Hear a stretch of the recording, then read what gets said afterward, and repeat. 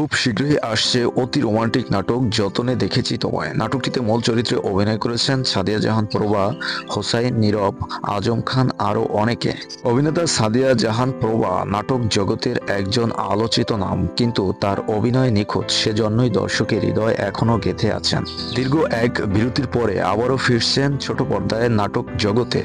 দর্শকের জন্য আরও নতুন নতুন কিছু নিয়ে আসছেন সাদিয়া জাহান প্রভা।